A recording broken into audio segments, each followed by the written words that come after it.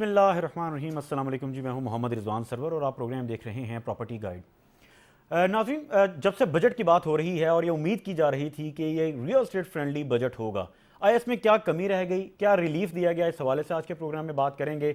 मगर हमें ये नहीं भूलना चाहिए कि कोई भी शख्स जो पाकिस्तान में मौजूद है, मुकीम है या फिर ओवरसीज़ पाकिस्तानी है, इन द एंड वो वाबस्ता है रियल स्टेट के साथ। उसने अपना घर तो बनाना ही है। लिहाजा जब बजट आता है तो हर एक की नज़रें होती हैं, ख्वाह वो किसी भी इंडस्ट्री के हवाले से हम बात कर लें, मगर रियल स्टेट के हवाले से ख़ास तौर पर होती हैं, चूँकि रियल स्टेट के हवाले से रिलीफ जो है वो उम्मीद की जा रही होती है कि आम आदमी को रिलीफ ज़रूर मिलेगा और वो अपनी छत बना सकेगा। इसी हवाले से आज के प्रोग्राम में बात करेंगे और ये जानने की कोशिश करेंगे कि इस बजट में क्या आसानी पैदा की गई और कहां पर कमी रह गई। वीडियोज़ में ज्वाइन किया है जनाब इमरान फैज साहब ने, जो कि senior vice president DHA state agents association है। आपको प्रोग्राम में खुशामदीद कहते हैं।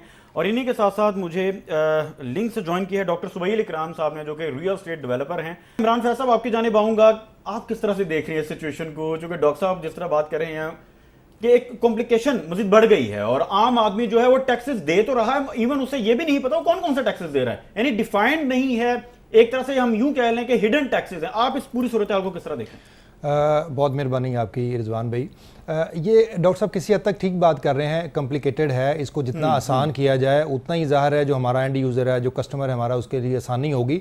लेकिन ये निज़ाम क्योंकि ऑलरेडी बड़े अरसे से चल रहा है, इस दफ़ा तो जो कुछ वो और करने जा रहे थे और जो नई चीज़ें लेके आने जा रहे थे, वो उनको ये समझाई ये बात। और ये डॉक्टर साहब ने बड़ी अच्छी बात की कि वो स्टेक होल्डर्स को इंगेज ही नहीं करते जब तक वो जो कंसर्न लोग हैं, जो काम करने वाले लोग हैं, गवर्नमेंट या ऐवान उन लोगों को इंगेज नहीं करेगी, उनसे राय नहीं लेगी, उनसे कोई मशवरा नहीं लेगी, उतनी देर तक ये चीजें सॉर्ट आउट हो ही नहीं सकती। इमरान साहब, ये कता कलाम में माफी, मैं आपसे भी जानना चाहूंगा कि आप भी यही समझते हैं कि जिन लोगों को ऑन बोर्ड लिया गया था कराची से, चैम्बर से, फिर उसके बाद association of builders and developers, उनके दोस्त भी हमारे साथ होते हैं। लिया ही नहीं गया यार जी, वो टास्क फोर्स बनाई थी, लेकिन वो टास्क फोर्स नहीं, वो रिजवान भाई ऑन बोर्ड लिया गया, लेकिन डॉक्टर साहब वो टास्क फोर्स को बाद में उनकी कोई भी सजेशन नहीं मानी गई। ये बातें सारी ऑन रिकॉर्ड है सर। यही मैं आपको बात अर्ज कर रहा हूं इमरान भाई, आपकी ही बात को मैं एंडोर्स कर रहा हूं कि अपनी स्टेटमेंट्स, अपने डिसीजन उन पे थोपा गया, एक एहसान, एक बराए नाम ही उनको ऑनबोर्ड किया गया, उनकी कोई तजावीज मानी नहीं गई। क्योंकि मेरा ये बात मानना है इमरान भाई, एक भी बंदा सेंसिबल अगर तजावीज देता या उसकी बात मानी जाती तो ऐसे निजाम को अप्रूव ही ना करता। ये एक कंफ्यूजन वाला निजाम है। हम तो चाहते हैं कि गवर्नमेंट रेवेन्यू जनरेट करे रियल एस्टेट से, लेकिन इस निजाम से क्यामत तक रेवेन्यू जनरेट नहीं होगा, रियल एस्टेट का पहिया नहीं चलेगा, रियल एस्टेट का पहिया जाम ही रहेगा। ये मैं आपको आज बता दूं। जी मैम, डॉक्टर साहब ठीक बात कर रहे हैं, लेकिन इस वक्त आज इमरान भाई आप माशाल्लाह बड़े सीनियर आदमी हैं, आप मुझे बताएं, क्या आप अपने लेटर पैड पे लिख के दे सकते हैं कि 10 मरले के ऊपर इतना टैक्स लगेगा, इसके बाद कोई टैक्स नहीं लगेगा? जी, ये बात ठीक है। मतलब जाहिर है वो उसके बाद गेन टैक्स आ गया, उसके बाद जब आप बेचेंगे तो उसके बाद आपने विदहोल्डिंग टैक्स फिर पे करना है, फिर जो आपने प्रॉफिट टेकिंग करनी है, फिर आपने जब अपनी फाइल अपने टैक्स रिटर्न में जाके फिर आपने गेन टैक्स देना है, तो जाहिर है ये कॉम्प्लिकेशंस तो हैं। लेकिन जाहिर है हमने इस निज़ाम के साथ ही चलना है डॉक्टर साहब, आहिस्ता आहिस्ता चीज़ें बेहतर होंगी। मेरा पॉइंट ऑफ व्यू थोड़ा सा आपसे डिफर है विद ड्यू अपॉलॉजी, कि चीज़ें जिस तरीके से ख़राब होने जा रही थी ना, काफ़ी हद तक चीज़ें बेहतर हुई हैं। आप अगर 7E को देखें तो 7E जो है वो पिछले 3 साल का जो 3 फाइनेंशियल ईयर्स का चार्ज कर रहे थे, उसको ये 1 साल पे लेके आ गए हैं। और शायद एक नई चीज़ का डॉक्टर साहब आपको नहीं पता, ये 114C का एक नया कानून लेके आ रहे थी गवर्नमेंट, जिस पे उन्होंने एक अपना ऑनलाइन एक बना दिया था, जिसको उन्होंने कहा था कि ये सर्टिफिकेशन आप लेंगे तो फिर ही आप अपना पूरा एक आप शो करेंगे मनी ट्रेल, उसके बाद सर्टिफिकेशन के बाद आप ट्रांसफर करवा सकेंगे। तो वो काफ़ी हद तक सारे दोस्तों ने हम श्योर एफर्ट की होगी, हमारी एसोसिएशन ने भी एफर्ट की, तो वो उस चीजों को वो रिवर्स किया जरूर उन्होंने ना। बताऊं, रियल एस्टेट का पहिया तब तक नहीं चल सकता। आपकी बात बिल्कुल ठीक है, आप लोगों की बड़ी एफर्ट्स है और आप लोगों ने बड़ा अच्छा काम किया है। आप लोग खुद जो है वो ज़ाहिरी बात है विक्टिम है इस पूरे प्रोसेस का।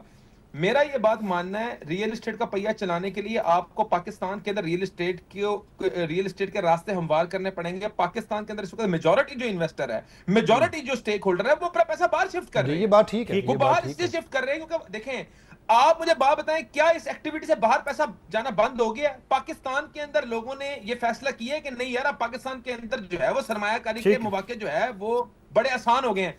जब तक आप दुबई, यूके या दीगर ममालिक के अंदर, वो चाहे पुर्तगाल हो, वहां को डंट नहीं देंगे, अपने लोगों को सहूलियत नहीं देंगे कि भाई यहां पे शो कर दो पैसा और यहां पे इन्वेस्ट कर दो, तब तक आपका रियल एस्टेट का पहिया नहीं चलेगा। और बिलाशुबा आपकी एफर्ट्स अगर होंगी भी, लेकिन हुकूमत को यह बात समझनी चाहिए, हम दर्द रखते हैं, हमारा स्टेक पाकिस्तान के अंदर है, हमने डेवलपमेंट की है, हमारे बिलियंस ऑफ रुपीस का प्रोजेक्ट पाकिस्तान के अंदर चल रहे हैं। हमारा क्लाइंट इस वक्त जो है, जो पोटेंशियल क्लाइंट था जिसको हम टारगेट कर रहे थे, वो पाकिस्तान के टैक्स पॉलिसी से खाइफ होकर अपना पैसा बाहर लेके जा रहा है, उसका समहाउ इंपैक्ट हमारे ऊपर आ रहा है, अफेक्टिंग है इस पॉलिसी। नाज़रीन, गुफ्तगू का सिलसिला इसी तरह जारी रहेगा, मगर अभी वक्त हुआ एक शॉर्ट ब्रेक का, आप कहीं मत जाइएगा।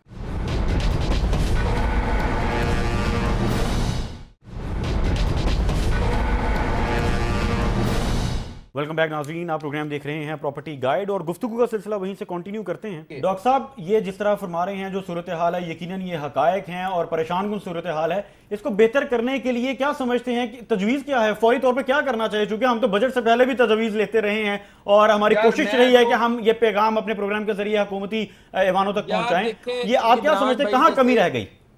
इमरान भाई जैसे लोग माशाल्लाह मौजूद हैं, सिस्टम में इनकी आवाज भी सुनी जाती है। हम लोग तो आपको पता है एक बात कर सकते हैं, मीडिया पे एक अपनी तजवीज दे सकते हैं, और मैं तो इमरान भाई से ये बात कहूंगा कि यार फिक्स टैक्सेशन में चले जाएं। हुकूमत को ये बात समझाएं, आप लोगों ने एक प्रॉपर्टी के ऊपर 10 लाख इकट्ठा करना है, 20 लाख इकट्ठा करना है, आप हमें लें, हम इंप्लीमेंट करते हैं। डॉक्टर साहब यकीन करें, हमने जो सजेशंस दिए हैं, हमने कैटेगोरिकली विद नंबर्स उनसे बात की है हमने कि अल्लाह के बंदो 2016 में टैक्सेशन एक दफ़ा लगी थी, उसके बाद 4-6 महीने बिल्कुल काम रुक गया, उसके बाद ट्रांसफर्स खुली, बड़ा इशू आया। 2016 से लेके आज 2025 में हम बैठे हुए हैं। सिर्फ इमरान खान के दौर में जो उन्होंने कंस्ट्रक्शन की मिनिस्ट्री दी थी, वो साल सवा साल जो काम चला है, पिछले 10 साल में पाकिस्तान में रियल एस्टेट का काम नहीं चला। और आपकी बात ठीक है कि हमारा सारा पैसा जो है, और रियल एस्टेट ब्रोकर भूखा मर रहा है। और इमरान भाई मैं आपको बात बताऊं, हल तब निकलेगा, मैं ये समझता हूं, आप लोग माशाल्लाह एक्सपीरियंस लोग हैं, एक अदना सी मेरी तजवीज है, आप भी दुनिया फिरे में हैं यार, हमें इंटरनेशनल पॉलिसीज को इंप्लीमेंट करने की जरूरत है। आप फिक्स टैक्सेशन के ऊपर नहीं जाएंगे, मामला नहीं हल होगा। ये एम्बिग्युइटी जब तक खत्म नहीं होगी लोगों के दिमागों में, तब तक ये मामला नहीं हल होगा। यहाँ पे लोग खौफ से प्रॉपर्टी नहीं खरीदते, बैंकों के अंदर पैसा रखते हैं, बल्कि कैश रखना शुरू हो गया कि यार कैश रखते हैं, हमें नई प्रॉपर्टी में इन्वेस्ट करना घाटे का सौदा है। एक बंदा लेट सपोज 1 करोड़ रुपए की प्रॉपर्टी खरीदता है, 1 साल बाद उसको 30 लाख रुपए एप्रिसिएशन मिलती है। आप मुझे बात बताएं, मजमूई टैक्स मिला के advance income tax, gain tax, CVT, stamp duty, FED तो खैर खत्म हो गया, 236 के 7 ही आ गया है, आप टैक्स 7 ही आ गया। आप मुझे बात बताएं, 30 से 35% ये बनते हैं, कमाया क्या उस बंदे ने? उस बंदे ने तो जलालत काटी। यार आप एक फिक्स टैक्स कर दें कि यार हमने 10 मरले के ऊपर 10 लाख रुपए इंपोज कर दी है, और 3 साल प्रॉपर्टी टैक्स वाले नहीं पूछेंगे या 4 साल नहीं पूछेंगे। यानी डॉक्टर साहब जरूरी ये है कि टैक्स जो है ये अनाउंस कर दिया जाए, डिफाइन कर दिया जाए, फिक्स कर दिया जाए। आप मुझे बताएं, इसके फिक्स टैक्सेशन के अलावा आपके पास कोई हल नहीं है। ठीक है, फिक्स टैक्सेशन के अलावा आपके पास कोई हल नहीं है। आप जितना मर्जी जिंदगी में, चाहे आप 10 साल लगा लें, 20 साल लगा लें, आप उन मुल्कों को फॉलो करें जिन लोगों ने हर चीज एक्सपीरियंस करके एक नतीजा हासिल की है। ठीक है, जब तक आप फिक्स टैक्सेशन के ऊपर नहीं आएंगे, आप पाकिस्तान के अंदर रियल एस्टेट का पहिया नहीं चला सकते। ये बात मुझसे लिखवा के अंगूठा लगवा लें। ठीक है डॉक्टर साहब। लोग जब तक एम्बिग्युइटी लोगों के दिलों से खत्म नहीं होगी, लोगों के दिमागों से कंफ्यूजन खत्म नहीं होगी, तब तक आप रियल एस्टेट का पहिया नहीं चला सकते। ये लोगों के दिमागों से जो कंफ्यूजन दूर करने के लिए इमरान भाई इस बजट में कुछ हुआ है ऐसा? जी, इस बजट में चीजें बेहतर हुई हैं किसी हद तक। 114 सी जिस तरह फरमा रहे हैं, इसका डायरेक्ट कोई इंपैक्ट है आम आदमी पे? जी 114 सी पहले उन्होंने ये नया कानून लेके आए। मैं आपको बता रहा हूँ कि उन्होंने कहा जी सर्टिफिकेशन के बगैर और मनी ट्रेल के बगैर आप ट्रांसफर नहीं करवा सकते। वो तो जिस तरह डॉक्टर साहब कह रहे हैं, वो तो पाकिस्तान में प्रॉपर्टी का पट्टा वैसे ही बैठ जाना था ना, तो वो उसको फिर बाद में उस स्लैब को 10 करोड़ तक ले गए। 10 करोड़ का मतलब ये है कि आपकी 95% जो ट्रांजेक्शन है वो किसी हद तक सिक्योर होगी इसमें ना, तो वो ये एक एडवांटेज हुआ है। इमरान भाई एक मैं आपसे सवाल पूछता हूँ, क्या पिछले साल देखें, हम लोग तो वो लोग हैं जिन्होंने अवाम के अंदर उम्मीद भरी। जी ऐसे ही है। अवाम के अंदर आपने शायद वो क्लिप देखा हो कि हमने तो 2025 को प्रॉपर्टी का साल करार दे दिया था। बिल्कुल ऐसे ही कहा, चीजें बेहतर भी हो गई थी इस साल के आगाज में। बीइंग पाकिस्तानी हम तो एक जिहाद यही कर सकते हैं, लोगों के दिलों से मायूसी खत्म करके जो है उम्मीद की किरण भर दें। जी एक हमें लोग सुनते हैं और हम लोगों ने पाकिस्तान से ना उम्मीद ना होने देने ना हुए हैं ना कभी जिंदगी के अंदर। हम लोग को इनकरेज करेंगे, हमारा मुल्क है, जैसे मर्जी है, हम लोगों ने यहीं पे कारोबार करना है। ऐसे ही है। लेकिन इमरान भाई, लोगों का हक नहीं है कि उनको रिलीफ दिया जाए।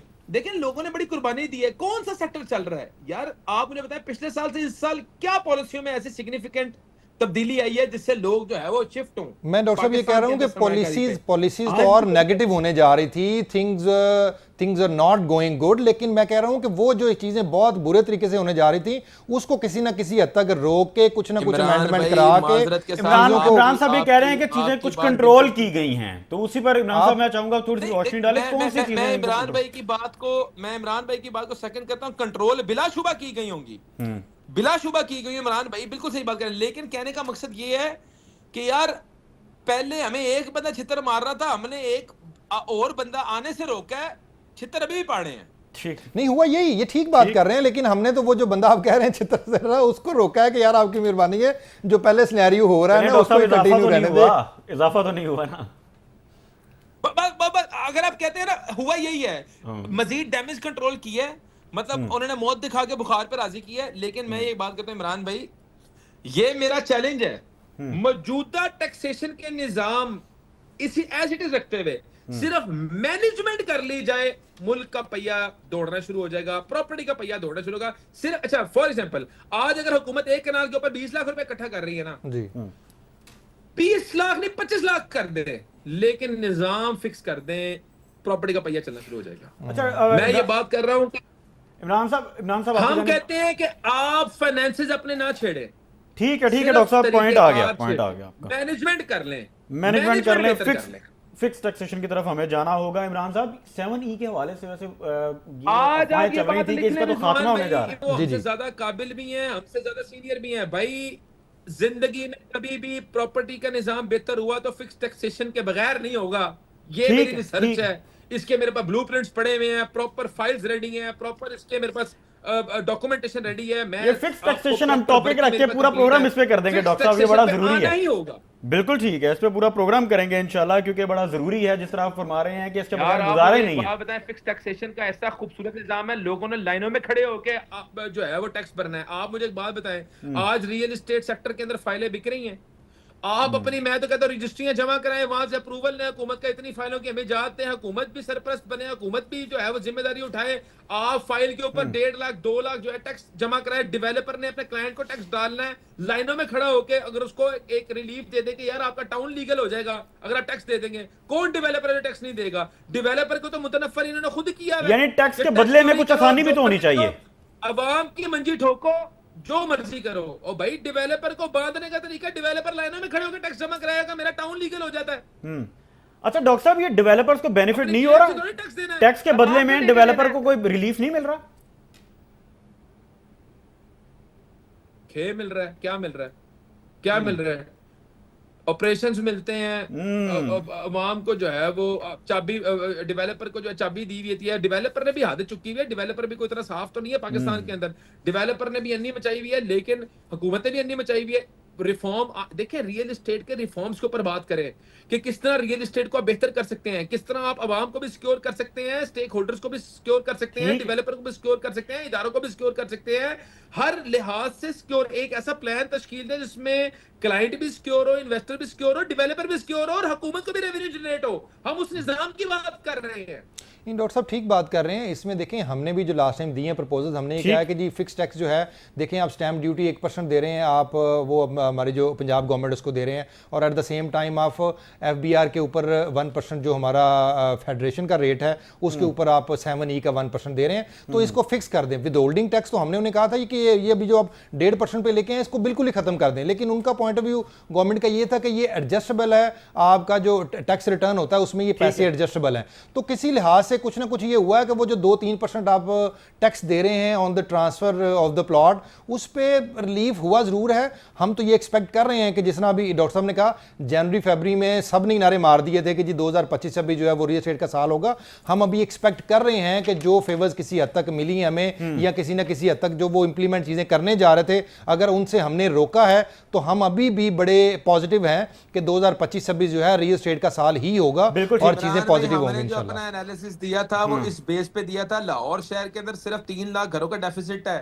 जिस तरह रोटी जरूरत है इंसान की, उसी तरह घर भी, छत भी जरूरत है। हमारा analysis based on these factors था और है। देखिए रियल एस्टेट जरूरत है, लेकिन आप रिलीफ जब तक फराहम करने में नाकाम रहेंगे तब तक इसका बूम नहीं आ सकता। आगे मैं आपको बात बताऊं, आपके मुल्क का 90% डेवलपर जो है वो कहाँ बैठा हुआ है? आपका सरमाया बाहर शिफ्ट हो गया है जी, ऐसे ही 90% डेवलपर।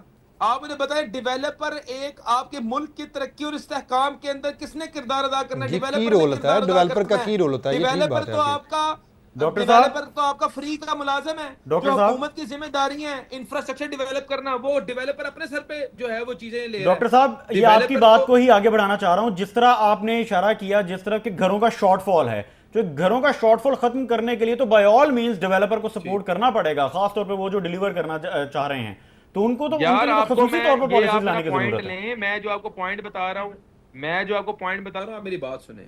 घरों का शॉर्टफॉल है, डेवलपर तो हुकूमत का एक नुमाइंदा, ऐसा नुमाइंदा है जो कि हुकूमत से ओहदा भी नहीं मांगता, हुकूमत से पैसे भी नहीं मांगता। हॉस्पिटल्स भी खुद बना रहा है, पार्क्स भी खुद बना रहा है, मस्जिद भी खुद बना रहा है, पब्लिक सपोर्टिंग आर्म खुद होता बना है रहा है, बेसिकली इंफ्रास्ट्रक्चर डेवलपर। भी खुद बना रहा है, सही। सीवरेज का निजाम भी खुद दे रहा है, इलेक्ट्रिसिटी का निजाम भी खुद दे रहा है। अपनी मदद आपके तहत जो है पाकिस्तान को तरक्की याफ्ता बना रहा है। ठीक। आप डेवलपर को दुश्मन समझ बैठे हैं, आप डेवलपर के ऊपर ऑपरेशंस लॉन्च करके बैठे हुए हैं। मतलब एक बंदा जो हमारे घर को संवार रहा है, आप बजाय उसको रिलीफ देने के आपने उसको तुन के रखा हुआ है, आपने उसको चाबी दी हुई है। और भाई ये इस तरह किसका निजाम बेहतर होगा? वो डेवलपर ने क्या कहा? कहता है भाई खसमानो खाए, हम यहाँ पे डेवलपमेंट ही नहीं करते, हम बाहर चले जाते हैं। देखिए हम लोग, मैं आपको बात बताऊं, हम लोग अल्लाह के फजलो करम से हम लोग पाकिस्तान का तासुब दिल में लिए बैठे हुए हैं। हम तो कहते हैं हम डीठ हैं, हम पे जो मर्जी कर लो, हमने रहना ही पाकिस्तान में, दफन भी पाकिस्तान में होना है, खाना पीना भी पाकिस्तान में है, हम तो ढीठ हैं। लेकिन कई ऐसे डेवलपर हैं जिनको मुतनफर करके भगा दिया गया है, एक साजिश के तहत भगा दिया गया है। मैं ये बात करता हूँ, डेवलपर्स को पकड़े, ये वो बंदे इन्होंने पाकिस्तान खुद बनू जाना है। हर इलाके में अच्छे डेवलपर्स हैं। इस डेवलपर के थ्रू आपकी सैकड़ों इंडस्ट्रियों को सपोर्ट मिल रही है, इलेक्ट्रिकल इंडस्ट्री, अप्लायंसेज इंडस्ट्री, रोजगार पैदा हो रहा है इंडस्ट्री, ऑटोमोबाइल इंडस्ट्री। जी हाँ। समहाउ इसका पहिया निकल रहा है। स्टील इंडस्ट्री कहां से चल रही है, कंक्रीट इंडस्ट्री कहां से चल रही है, ये बंजर रेत कहां से चल रहे हैं, ये भट्टे कहां से चल रहे हैं, भाई ये टाइलें कहां पे चल रही हैं, ये वॉशरूम सैनिटरी बिल्डिंग मटेरियल कहां से चल रहा है, ये आपका डेवलपर चला रहा है। ठीक है। अल्लाह ताला के रहमो करम से डेवलपर जो है वो इन चीजों, ये इनका सबसे बड़ा बायर है। आपने डेवलपर ही भगा दिया तो आपने 100-150 इंडस्ट्री को जो है वो उसके ऊपर जुल्म कर दिया, उनको तबाह करने में आपका किरदार अदा हो गया। ठीक, बिल्कुल ठीक है। और डॉक्टर साहब, ये जो नॉन फाइलर के वाले से कुछ इस पर भी हम बात करते हैं प्रोग्राम में। नॉन फाइलर को इजाज़त मिल गई है 10 करोड़ तक प्रॉपर्टी खरीदने की। एक तो इसको किस तरह से देख रहे हैं? नंबर 2, ये जो ट्रस्ट डेफिसिट है, अब पॉलिसी तो बेशक इस तरह आ जाए, आम आदमी खरीद सकता है, नॉन फाइलर भी खरीद सकता है, मगर मुद्दा यही है कि जो ट्रस्ट डेफिसिट है, वो जिनके पास पैसा है वो भी इन्वेस्ट नहीं कर पा रहे ये टैक्सेशन की वजह से। यार नॉन फाइलर तो सच्ची बात है वो डरा हुआ है। नॉन फाइलर कहता है ये माउस ट्रैप है, ये कड़की लगाई हुई है, इसके अंदर हमें फंसा लेना इन्होंने। नॉन फाइलर, हमारे पास तो क्लाइंट आते हैं, मैं को सच्ची बात बता रहा हूँ। अच्छा। तो इतना वो अलर्ट है ना, वो कोई वो अलर्ट है, बहुत ज्यादा अलर्ट है। नॉन फाइलर कहता है इस साल ऐसी प्रॉपर्टी लेनी है, अगले साल इन्होंने सानू तुन मुन देना है, फिर रिकॉर्ड च आ जाना। अच्छा। तो कोई लाइफ लॉन्ग जो है ना, ये भी कोई पॉलिसी जो है ना कोई अच्छी बनाए, आप कोई ऐसा निजाम बनाए कि नॉन फाइल। देखें मैं आपको बात बताऊं, एक रिजवान भाई और इमरान भाई अगर सुन रहे हैं, देखिए हमारे मुल्क के अंदर इस वक्त एमनेस्टी बहुत ज्यादा जरूरी हो चुकी हुई है। ठीक है। एमनेस्टी एक वाहिद सर्टिफिकेट होता है जो कि इंसान को मिलता है कि भाई उसका माजी के सारे जो है वो करतूत धुल गए हैं, अब उसने नए सिरे से चलना है। ठीक है। तो यार आप एमनेस्टी, मैं ये समझता हूँ कि नॉन फाइलर्स को अगर आपने टैक्स नेट में लाना है, उसके लिए आपको एमनेस्टी की बहुत ज्यादा जरूरत है। वो एमनेस्टी के बगैर कभी नहीं। एमनेस्टी की हमने बात की भी थी इनसे, जब हमारी इनसे नेगोशिएशन हो रही थी, लेकिन आपको पता फिर हम IMF के अंडर भी तो है ना, बहुत सारी चीजें इनको, अच्छा वो कर रहे होते हैं या नहीं कर रहे होते हैं, लेकिन उधर से भी मेरा ख्याल है कि कोई ना कोई रिस्ट्रिक्शंस आ जाती है इनको कि जी आपने इसको, ऐसी कोई पॉलिसी बने ना जहां पे जमानत मिल जाए ना कि नॉन फाइलर को रगड़े में नहीं आएंगे। नॉन फाइलर अभी तो कह रहे हैं आ जाओ बेटा आ जाओ, अब अगले साल उनके साथ क्या असर होना है वो किसी को नहीं पता। जमानत कोई जमानत मिल जाए उनको। और मैं समझता हूं, मैंने जो बात की है वो ये की है कि इनको डॉक्टर एश्योरेंस साहब, चाहिए। आपके स्टेटमेंट के बाद जी। ये जिन लोगों ने हमारा प्रोग्राम देखने वो अलर्ट हो जाएंगे जो नहीं भी हुए, तो ये जिम्मेदारी से आप कह रहे हैं कि अगले साल कुछ भी हो सकता है। यार यार यार रिजवान, बात ये है कि भाई मैं बात करता हूँ हक की, सच की। मैं अल्लाह के फजल करम से ना किसी को गुमराह करने में बिलीव करता हूँ, और ना मैं चाहूंगा कि मैं मेरे अल्लाह ताला मेरे मुंह से ऐसे अल्फाज निकलवाए जो किसी के नुकसान के बायस ठीक। बने।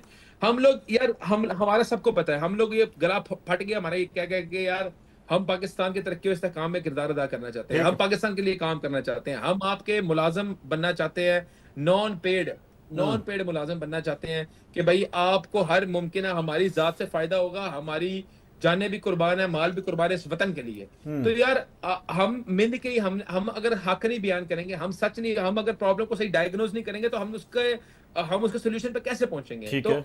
हम अभी क्या बात कर रहे हैं कि नॉन फाइलर, आपका ख्याल है कि जो बंदा टैक्स नेट पे नहीं आया वो चूचा है, उसको नहीं पता? ओ भाई वो टैक्स नेट पे, उसको आप 35 साल से टैक्स नेट में लाने की कोशिश करें, वो नहीं आ रहा, वो उसका आज भी कंसर्न वही है। तो आप इसकी पॉलिसी एक अच्छी डिफाइन होनी चाहिए, मेरा सिंपल सा यही कहना है, और मैं उस पर वो नहीं करता।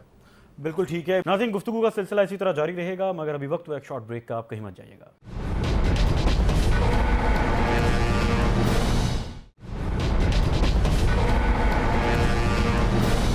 वेलकम बैक नाज़रीन, आप प्रोग्राम देख रहे हैं प्रॉपर्टी गाइड, और गुफ्तगू का सिलसिला वहीं से कंटिन्यू करते हैं। इमरान भाई, अभी आपने IMF की तरफ इशारा किया था, तो यानी आपका कहना यही है कि मुशावरत भी हो गई, उसके बाद इम्प्लीमेंटेशन तो खैर मशवरे के साथ नहीं हुई, मगर तो फैसले हुए हैं ये IMF की कंडीशंस की वजह से हुए।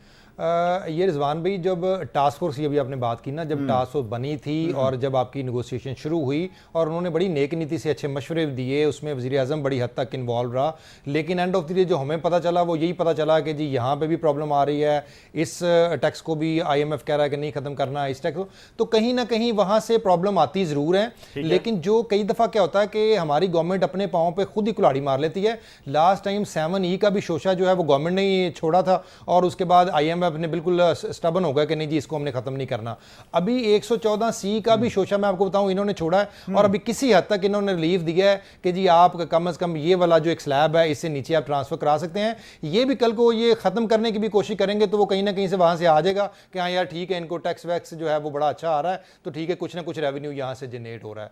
तो बहुत सारी चीजें ये इंप्लीमेंट तो कर लेते हैं, लेकिन उनकी जो बाद वाले इश्यूज आने होते हैं उसको ये नहीं देख पाते कि कल को यही हमारे गले पड़ जाएगा तो किस तरह हम चीज़ों को लेके चलेंगे। बिल्कुल ठीक है, यानी जो 7E के हवाले से भी आप बात कर रहे हैं, जो मेरा पहले सवाल था कि 7E के खात्मे के हवाले से बात हो रही थी गालिबन, तो उसका खात्मा नहीं हुआ, उसमें अमेंडमेंट कर दी गई। उसमें इन्होंने चेंजेस लेके आए हैं, और हमें प्रॉमिस किया गया है कि जी क्योंकि ये कोर्ट में भी केस चल रहा है, तो हमें प्रॉमिस तो किया गया है कि जी किसी हद तक हम इसको, अगर फ्यूचर में कोई ना कोई इस तरह की बात हुई, इस चीज़ों से जो अभी उन्होंने 2-3 स्टेप्स लिए हैं उसमें हम भी बड़े होपफुल हैं और गवर्नमेंट भी होपफुल है। मैं आपको बताऊं इस दफ़ा गवर्नमेंट सिंसियरली, हमें लगा कि जो शुरू में जनवरी-फरवरी में उन्होंने टास्क फोर्स बनाई है और उसके बाद उन्होंने नेगोशिएशन शुरू की, तो उनका इंटेंट पॉजिटिव था, वो चाह रहे थे कि रियल एस्टेट पाकिस्तान में चले, लेकिन ड्यू टू सम रीजन जो है वो बहुत सारी चीज़ें इंप्लीमेंट नहीं कर सके, तो इसलिए हमें उनकी नीयत पे शक नहीं करना चाहिए। हाँ, जो डॉक्टर साहब बात कर रहे थे कि सिस्टम, एक चीजें हम एक सिस्टमाइज कर लें और एक हमें स्पेसिफिक एक टैक्स लग जाए जिसके बाद हमें बाद में पूछा ना जाए, तो ये किसी हद तक बात जायज है। मैं कह रहा हूं कि अभी जो टैक्सेस है ना ये बहुत कम रेट पे आ गए हैं, और मुझे लगता है कि विद होल्डिंग टैक्स जो हमारा एडजस्टेबल है उसके बाद तो हमारा टैक्स जो है वो ना होने के बराबर है, जो कि 2% रह गया। बिल्कुल ठीक है, और सबसे इंपॉर्टेंट जो सवाल था आज का वो ये है कि जो पहली दफा प्रॉपर्टी खरीदते हैं, आया उनके लिए कोई रिलीफ आया है? क्योंकि ये तो बड़ा अहम सवाल है, हमें फीडबैक में भी ये सवाल किया जाता है, लोग सवाल पूछते रहते हैं कि ये हमें बताएं कि जो पहली दफा घर बना रहे हैं, क्योंकि पाकिस्तान में जिस तरह भैया हम बात कर रहे थे कि घरों का शॉर्टफॉल बहुत ज्यादा है, तो बहुत सारे लोग कोशिश में हैं कि कहीं उनका अपना घर बन जाए, वो ख्वाह बैंक के जरिए बन जाए या आसान एक साथ में बन जाए। तो जो पहली दफा घर बना रहे हैं उनके लिए कोई आसानी पैदा की गई? इसमें एक अनाउंसमेंट तो आई है गवर्नमेंट की तरफ से कि जी जो 10 मरले से नीचे की कंस्ट्रक्शन या 10 मरले तक जो घर बनाएगा उसको ये बड़ी आसान अकसात पे और बड़े थोड़े इंटरेस्ट पे, गालमन 4 या 5% पे ये उनको लोन भी देंगे और कर्जे दिए जाएंगे। बिल्कुल आसान, उन्हें कर्जे दिए जाएंगे। बाकी जो अगर फाइलर होगा तो जाहिर है जो फाइलर का टैक्स है वो उन्हें देना पड़ेगा। If is a non filer, तो वो उन्होंने ये जरूर लीव दिया है कि पहले वो कह रहे थे कि नॉन फाइलर को हमने कोई भी प्रॉपर्टी लेने नहीं देनी, अब गवर्नमेंट ने ये अनाउंसमेंट कर दिया है कि 10 करोड़ तक जो कोई नॉन फाइलर होगा वो भी प्रॉपर्टी ले सकता है। तो इवन वो 10 मरले कनाल तक भी बहुत सारी ऐसी जगह हैं जहां पे वो अपना घर भी ले सकता है तो एक और तरह वो से प्लॉट भी जब ले हम सकता रिलीफ है। की बात करते हैं या टैक्स नेट से खास तौर पर जो सोर्स के हवाले से कि सोर्स ऑफ इनकम नहीं पूछा जाएगा, यानी इस हवाले से कोई रिलीफ नहीं दिया गया।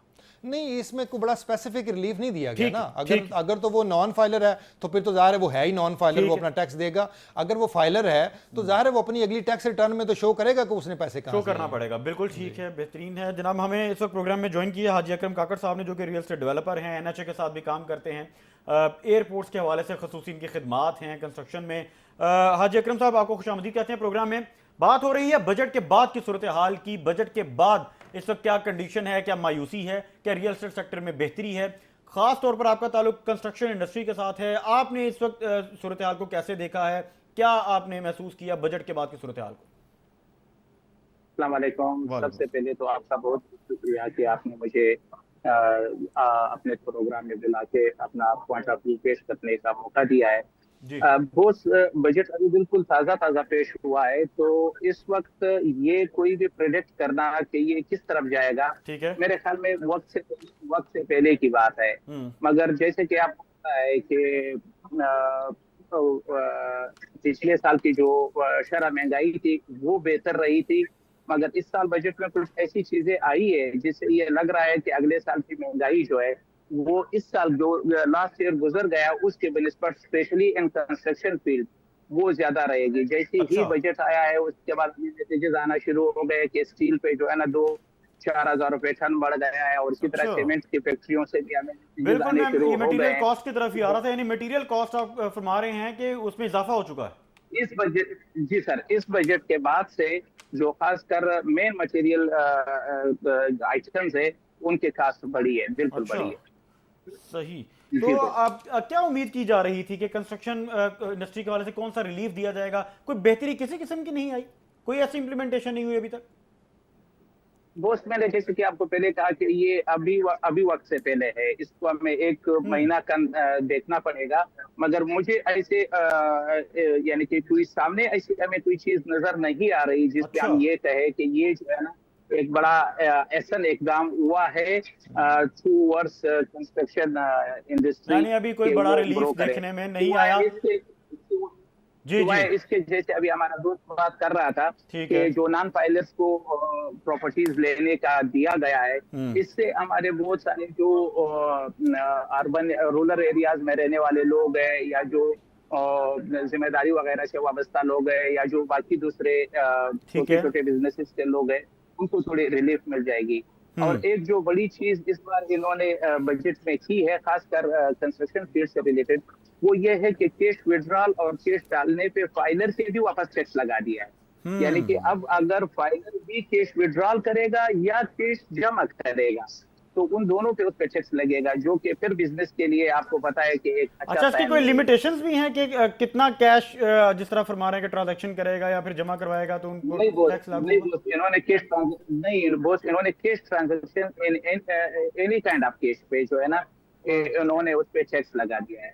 टैक्स लगा दिया है कि कोई भी चीज जो ट्रांजैक्शन होगी, और आपको पता है कि जैसे हमारा मैशियत है तो यहाँ पे तो 80% 90% कैश ही चलता है, तो वो फिर हमारे लिए जो है ना एक बिल्डर के लिए या एक डेवलपर के लिए ये फिर एक मसला जो है ना आगे चल के काफी दरपेश होगा। ठीक है काकड़ साहब, ये भी बताइए क्विकली, जिस तरह मटेरियल कॉस्ट के हवाले से आपने बात की, इसके अलावा कंस्ट्रक्शन इंडस्ट्री को करंटली कौन कौन से चैलेंजेस दरपेश हैं? सर, जो अगर हम गवर्नमेंट सेक्टर में कंस्ट्रक्शन उसकी बात करते हैं, इंडस्ट्री की बात करते हैं, तो हमें जो सबसे बड़ा जो प्रॉब्लम है वो है शॉर्टेज ऑफ फंड्स का। जून आया, कंस्ट्रक्शन सारा साल जून का इंतजार करता है कि जून के साल का एंड होता है तो हमारे जो पेंडिंग बिल्स है या पेंडिंग जो हमारे वो है वो क्लियर हो जाएंगे। मगर आप यकीन करें कि इस वक्त पिछले साल के जो कंस्ट्रक्शंस के पेंडिंग बिल्स थे वो 50% भी क्लियर नहीं हो सके। तो जो हमारे तरफ गवर्नमेंट की तरफ जो कंस्ट्रक्शन का सबसे बड़ा मसला है वो शॉर्टेज ऑफ फंड है। ये तो गंभीर सूरत हाल आप बता रहे हैं। 10 बिलियन 20 सही ईरान साहब, अभी जिस तरह जी काकर साहब जी जी वो जो प्रोजेक्ट 2 साल के लिए 2 साल के लिए होते हैं, 2 साल उसका टाइम पीरियड होता है, अगर वो 5 बिलियन का है तो उसके लिए 50 करोड़ रखा जाता है। अब आप सोचिए कि 50 करोड़ में 5 बिलियन का प्रोजेक्ट 2 साल में कैसे कंप्लीट हो सकता है। तो हमारे यहाँ प्रोजेक्ट लॉन्च तो काफी हो रहे हैं, पर उन पे जो बड़ा अहम नुक्ता आपने हाईलाइट जी किया बिल्कुल। है। बिल्कुल ठीक, बिल्कुल ठीक, ये पॉइंट आपका बड़ा इंपॉर्टेंट था। इमरान साहब, जिस तरह भी बात हो रही है कि 2025 में हम यही बात करते हैं कि रियल स्टेट का साल है, सूरत हाल एक वो भी है कि कुछ बेहतरी हो सकती है। हमने बजट के हवाले से भी बात की, क्या क्या बेहतरी की गई और क्या इसमें कमी रह गई। अब जिस तरह काकर साहब फरमा रहे हैं तो सूरत हाल बिल्कुल इंटायरली डिफरेंट है, खासतौर पर कंस्ट्रक्शन के हवाले से मटीरियल कॉस्ट में इजाफा होना शुरू हो गया। रिजवान भाई, मैं आपको एक बात, ये ठीक है सर, ये लास्ट टाइम भी आपको याद होगा कि जब 2019-20 में एमनेस्टी मिली थी तो उसको कंस्ट्रक्शन एमनेस्टी का नाम दिया गया था, अगर आपको याद हो। हालांकि उसमें रियल एस्टेट में भी बहुत बड़ा बूम आया, कंस्ट्रक्शन में भी मैं आपको बताऊं एक चीज़, रियल एस्टेट में हमेशा एक चीज़ याद रखिएगा कि बहुत सारी चीज़ें जो होती हैं ना वो र्यूमर्स पे चल रही होती हैं। अगर आपकी र्यूमर्स पॉजिटिव होती है ना, इस दफ़ा गवर्नमेंट ने जब लास्ट टाइम जनवरी फरवरी में इन्होंने टास्क फोर्स बनाई, उस वक्त थोड़ी सी इन्होंने हाइप बनाने की कोशिश की, तो बीच में IMF आ गया और इश्यूज आ गए। इनफैक्ट इमरान साहब 2025 के आगाज में ये र्यूमर ही थी जिसकी वजह से मार्केट में रियल एस्टेट बहुत पॉजिटिव हो गई ना। बिल्कुल। तो अभी गवर्नमेंट मुझे लगता है कि बाई प्लान उस तरीके से चीजों को डिजाइन नहीं कर पा रही या एक हवा नहीं बन पा रही। देखें, अभी उतने टैक्सेशन जितने हम एक्सपेक्ट कर रहे थे या जो हमें खबर मिली थी ये लगाने जा रहे हैं, उतने टैक्सेस नहीं लगे रियल एस्टेट पे। तो अभी अगर जो चीज़ें आ रही हैं ये हमने ही एक चीज़ बनानी है। देखिए, मैंने आपको लास्ट में बताया, अगर हम पिछले 10 साल का रिकॉर्ड निकालें तो पिछले 10 साल में पाकिस्तान की रियल एस्टेट नहीं चली, मासवाए 2019-20 का जो एक साल था, उसके अलावा 9 साल काम नहीं चला। हम एक्सपेक्ट कर रहे हैं कि पूरे पाकिस्तान की रियल एस्टेट और बेताशा कॉर्नर्स ऐसे हैं जहां पे प्राइस अंडर वैल्यू है, बहुत सारा मार्जिन है, बहुत सारी स्पेस है काम करने के लिए। तो जैसे ही रियल एस्टेट चलेगी, कंस्ट्रक्शन ऑटोमेटिकली उसका काम शुरू हो जाएगा, टूरिज्म चलेगा। Exactly. पोटेंशियल है अभी तो, बहुत पोटेंशियल है। जिस तरह अभी डॉक्टर साहब भी बात कर रहे थे, सर भी यही बात कर रहे हैं कि जब इतनी दुनिया जब इंगेज होती है ना, तो फिर आपकी बाकी सारी इंडस्ट्रीज जो होती है ना वो भी ऑटोमेटिकली इंगेज हो जाती हैं। फिर आपकी प्लॉट्स की ट्रांजेक्शन भी होती हैं, फिर आपके घर भी बिकते हैं। इवन कभी देखें, घर हमेशा एंड यूजर के लिए होता है, लेकिन जवान भी, क्योंकि आपका भी बैकग्राउंड थोड़ा बहुत आपको पता है जब मार्केट तेज होती है तो घरों के भी बयाने शुरू हो जाते हैं। तो जब देखें काम चल रहा होता है, सर्कुलेशन ऑफ मनी जब होती है ना, तो फिर आपका वॉल्यूम भी तेज हो जाता है।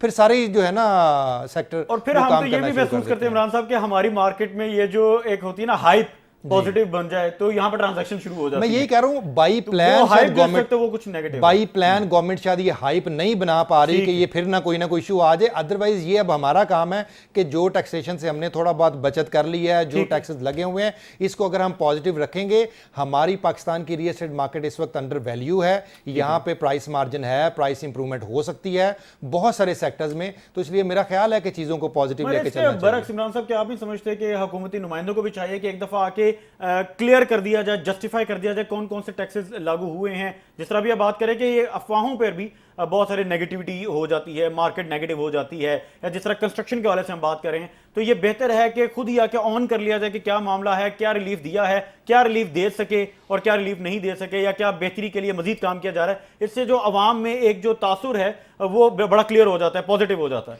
रिजवान भी ठीक बात है आपकी, लेकिन देखें बजट में तो हर चीज उन्होंने डिफाइन कर दी है ना।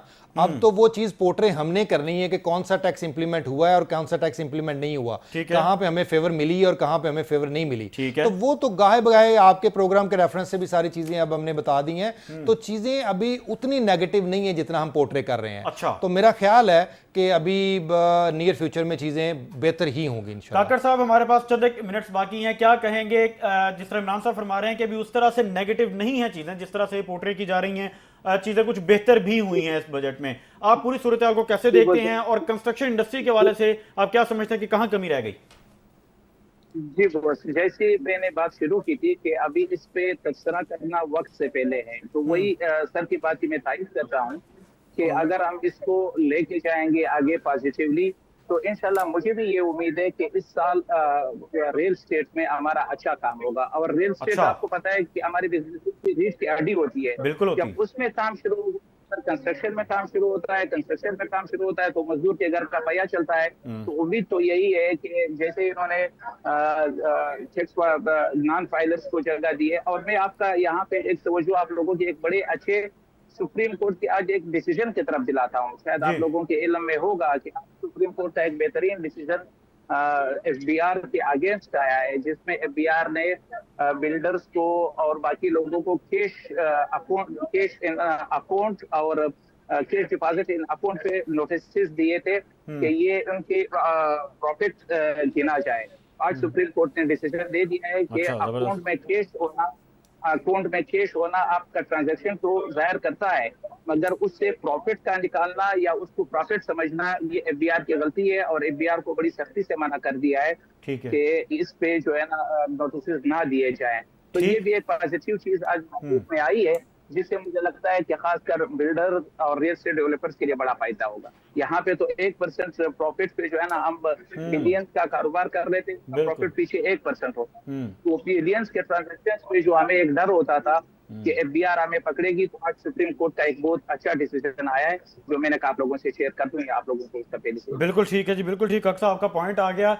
नाज़रीन, रियल एस्टेट सेक्टर कोई प्लॉट्स की महज खरीदो फरोख्त नहीं होती, इससे वाबस्ता लोगों के ख्वाब होते हैं जिन्होंने अपना घर बनाना होता है, या बहुत सारे ऐसे लोग जो पाकिस्तान में मौजूद हैं, और बहुत सारे खास तौर पे वो लोग जो ओवरसीज़ हैं, जो परदेसी हैं, जो मुल्क से बाहर जाके अपना खून पसीना एक करते हैं और अपने घर वालों के लिए छत बनाने के लिए वो दिन रात एक करते हैं, और इन दैन अगर उनका भी कोई ट्रस्ट डेफिसिट की वजह से उनके ख्वाब भी पूरे ना हो सकें, तो ये एक यकीनन अलमिया है। तो हम सबको मिलकर ये काविश करनी है, हुकूमत के साथ मिलकर भी, हुकूमत को भी चाहिए और आम बिल्डर, आम आदमी, डेवलपर, सबको मिलके कि हम पाकिस्तान का जो इमेज है इसको बेहतर करें और यहाँ का जो पोटेंशियल है उसको कम से कम कंज्यूम कर सकें और लोगों के लिए आसानी पैदा कर सकें। अब इस बजट के बाद क्या बेहतर हुआ, क्या कमी रह गई, इसका फैसला आप कीजिएगा। अपना फीडबैक हमें ज़रूर दीजिएगा। अगले प्रोग्राम तक के लिए मोहम्मद रिजवान सरवर को इजाज़त, अल्लाह ने के बाद।